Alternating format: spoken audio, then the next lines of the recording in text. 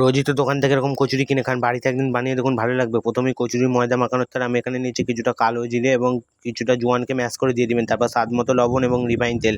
তারপর ময়দাটা মাখানো হয়ে গেলে ময়দার ডোয়ের গায়ে এরকমভাবে কিছুটা রিফাইন তেল মাখিয়ে রেখে দিবেন।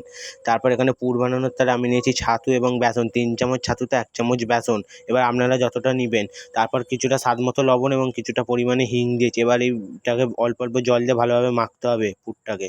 ঠিক অল্প অল্প জল দিয়ে মাখতে মাখতে এরকম হলে এটাকে এবার রেখে দেবে কিছুক্ষণের তারে। তারপর যে ময়দাটা রেখেছিলেন তার কাজ এবার ময়দাটা থেকে গুলি কেটে এরকমভাবে খোলের মতো করে ভিতরে কচুরির পুরটা দিয়ে দিবেন।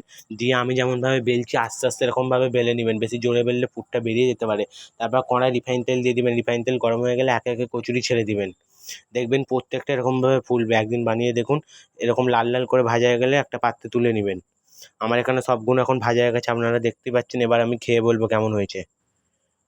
খেয়ে দেখলাম কচুরিটা ভালোই খেতে হয়েছে, আপনারা ট্রাই করতে পারেন।